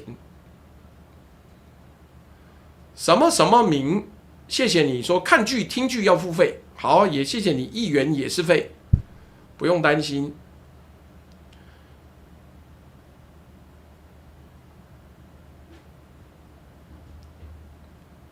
好，这个什么什么学说，咱理工男就爱听这些话题。好，谢谢你的抖内。这个尼勇说喜欢三体跟基地，谢谢朱大。我看了三体一开头是文革，不好意思，世界中小抖没有关系，就是我跟你讲，现在不是投机啊。我如果用 AI 的话，我就是大数据分析的，我不做投机的，我做风险平衡，所以不是投机。所以你有没关系，你小抖没关系，记得多按赞。各位，最后的要求呢，多按赞、分享、开启小铃铛，让大家可以看到这一个方向不同。不然大家老是来我这边看政治批评，没有用嘛。你看看现在的政治多恶心，那些斗争就是为了把人家斗到鱼死网破、家丑外扬才开心。妈，一堆老人这些贱逼在那边互相合谋，搞什么呢？真是的。好 ，AB 唱说朱大麻烦明天处理一下微信，我支付宝没注册，没关系，等下就处理，明天就可以再说了，好不好？来，各位，这个带货也说完了，记得各位要下定那个好吃罐头，那下礼拜就出货了。好。我们跟大家讲，喵秀秀说今天讨论我喜欢，谢谢你喜欢，记得要按赞。来，今天的内容呢，如果你觉得讲得好、写的也好的话，请按1；如果你觉得内容好但讲得不好，请按2；如果你觉得内容跟讲都不好，请按3。就这样，请大家看，我跟你讲，国内现在政治臭不可闻，真的很恶心。就是有老人臭，而且这些老人霸占了所有的管道，我才不要跟他们斗。打老人不是我的概念。山仔医生说罐头已下定，等货到来吃，下礼拜就出货了，搬得我腰断掉。就今天各位有看到我们的那个开场的预告片，对不对？妈，我在那边搬货，搬得要死。对啊 ，K Sharp。FF 说，当远离台湾政治时，格局不由自主，忽然就提高了。来，我看看明天要谈什么东西。明天要谈的东西呢，基本上 Elon Musk 所看见的未来，我觉得这个内容做起来很刺激、很开心，好不好？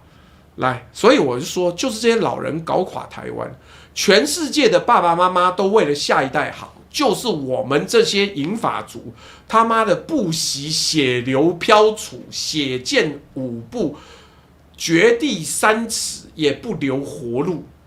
你他妈都已经赚那么多钱，干嘛要政治斗争到这个程度呢？我看了不是觉得不忍，我看了觉得很恶心，没有必要，好吗？所以好了，感谢各位，明天我们就好好的走下去。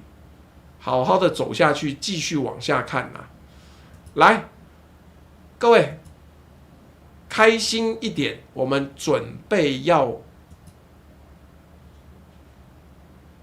下播喽。